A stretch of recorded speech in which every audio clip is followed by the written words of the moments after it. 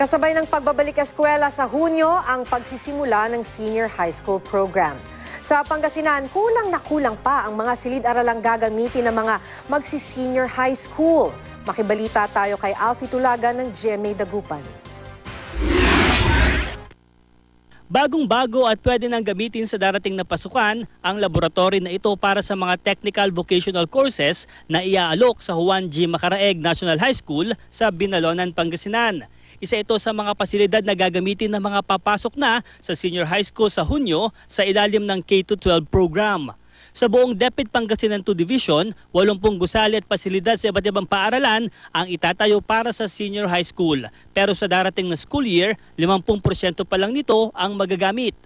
Paliwanag ng Department of Education na aantala ang pagpapatayo sa ibang gusali dahil nagpapatuloy pa ang geological studies o pagsusuri sa lupaing pagtatayuan ng mga pasilidad.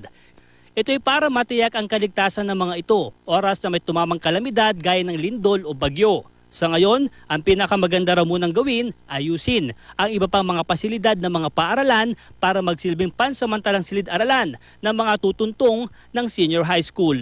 Kaugnay nito, hinihikayat ng DepEd ang lahat na lumahok sa Brigada Eskwela. May mga iba na nagtayo ng makeshift classroom. Katulad ng social hall nila, dinivide nila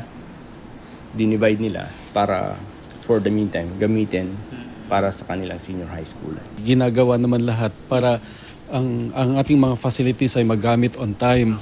Nananawagan din ng DepEd sa mga magulang na makipag-ugnayan na sa mga paaralan ngayon pa lang para malaman ang schedule ng enrollment. Dapat daw maaga makapag-enroll ang mga estudyante para malaman kung gaano karami ang papasok sa darating na school year at matansya ang bilang ng mga kakailanganing silid-aralan. Sa mga gusto namang lumahok sa Brigada Eskwela, pwede kayong mag-volunteer hanggang sa June 4. Alfie Tulagan, Nagbabalita, Pilipinas.